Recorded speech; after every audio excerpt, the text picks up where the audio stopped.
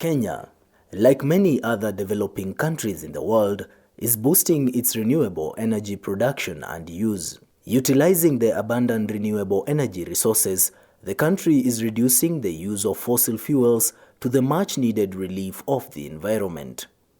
For the past 5 years, the Research Project on Innovation and Renewable Electrification in Kenya, IREK, has produced new insights about Kenya's adoption of renewable electricity.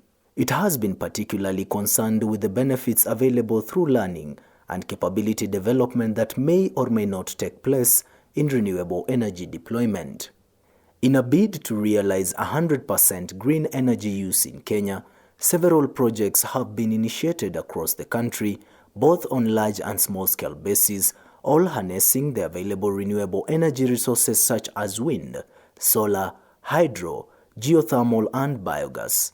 These projects usually come with high expectations from host communities and local private sector players. They not only look forward to enjoying the end product, affordable clean energy, but also other so-called co-benefits that may result from their implementation.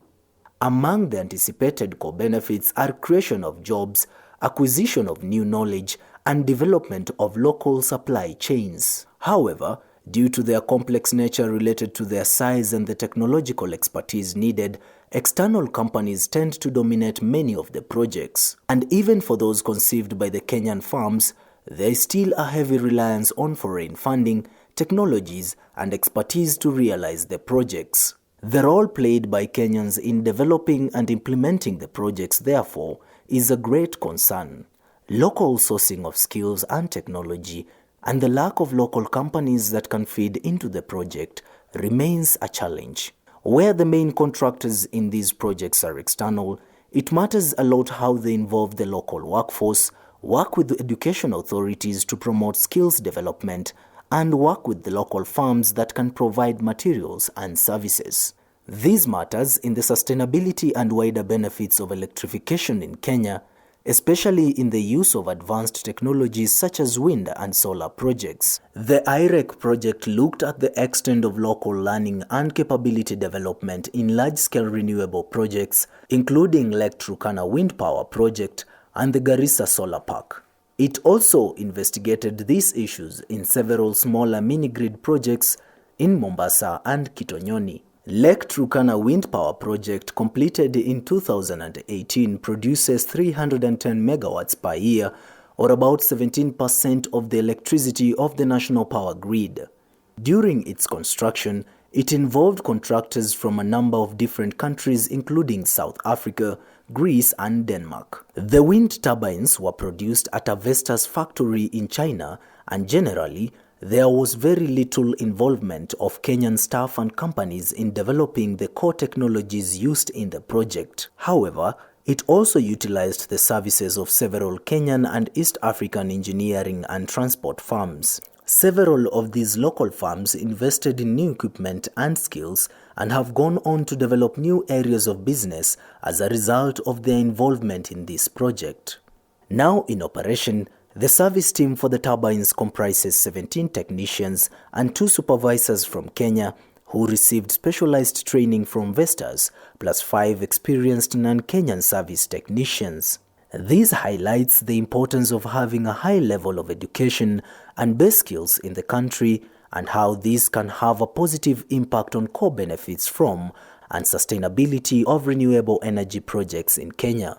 Garissa Solar Photovoltaic Power Plant might contribute only 2% of the electricity handled by the Kenyan national power grid, but is considered the largest of its kind in Eastern and Central Africa. This project was supported significantly with the Chinese funding, technology, and expertise. However, there were some opportunities for local learning and capability development. For example, a local consulting firm gained project-level experience during feasibility and construction, and deliberate training efforts for operations staff were also undertaken. The IREK findings for small-scale mini-grids has found a higher level of local learning and capability development for firms involved in these projects. Virtually all the firms involved in these projects have introduced new technologies and new skills or adopted new business models. One or two farms have used the new learning and capabilities in their farm to move into totally new areas of business, from batteries to solar installations in one case, and from solar photovoltaic installations to electric cars in another.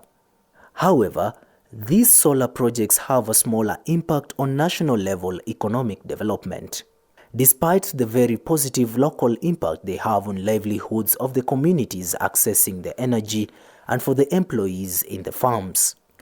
The IREK project findings have highlighted that local capability development is not only crucial for the long-term sustainability of the projects, but also for the achievement of national development goals. Specifically, the IREK project has found that the size of a renewable energy project matters as much for the learning and capability development that takes place as does the type of technology. But all types of projects provide options for learning that can be used to enhance skills, core competences, and technological capabilities. Project design and organization, as well as the linkages between project partners and other stakeholders, matters a lot for what learning spaces are created and whether a renewable electrification project contributes to expanded benefits, including development of local innovative capabilities.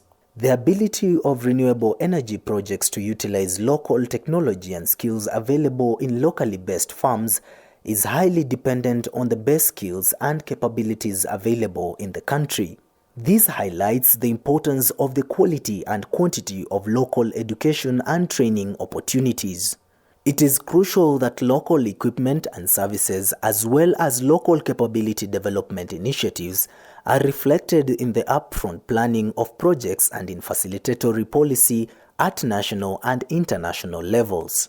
Taking these findings into account is essential if Kenya is to reap the full benefits of renewable energy electrification. The story of renewable energy is not only one of access to energy. It is also about building long-term capabilities that can support sustainable industrialization and provision of other services in addition to renewable energy.